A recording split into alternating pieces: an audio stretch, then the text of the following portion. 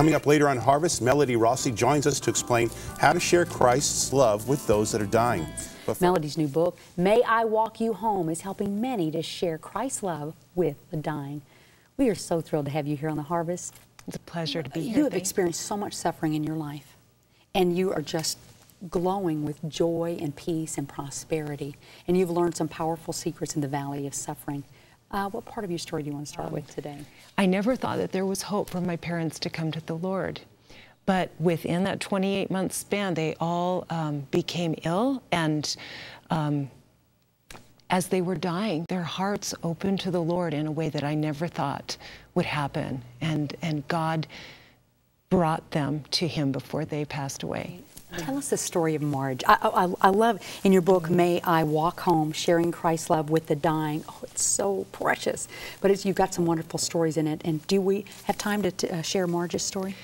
Marge was a woman that was a friend of my father and my stepmother, and she was really tough. I call her a creme brulee. She was really tough on the outside and soft on the inside.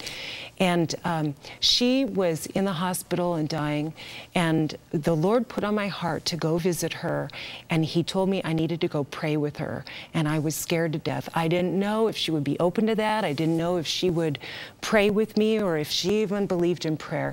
So I kind of went trembling in my boots.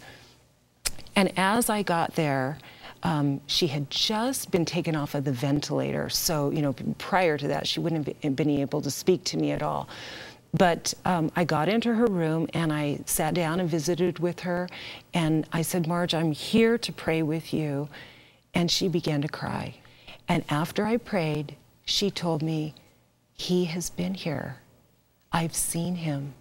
And I had no idea that she even ever thought of anything spiritual, and I had resisted going to see her.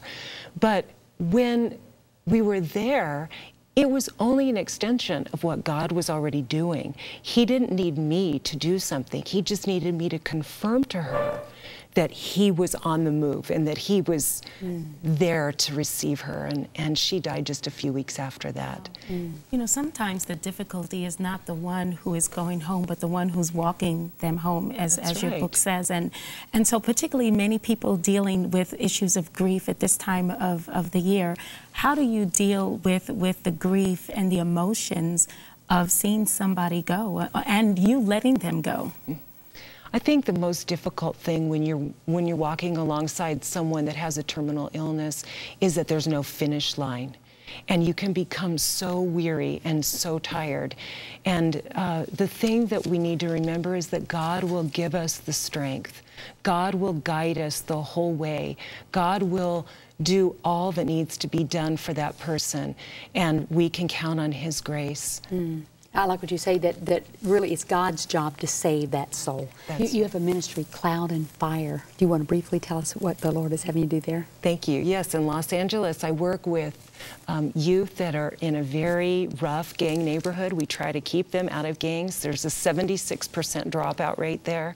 And we're working with youth to keep them in school. We work with incarcerated youth, and I teach anger management to gang members every week. Ooh, that's good. Listen, there's some awesome things inside of May I Walk You Home. There's some very, very important things that you need to do, every one of us, concerning our wills and concerning how to handle the aging parents. There's a wealth of information in May I Walk You Home.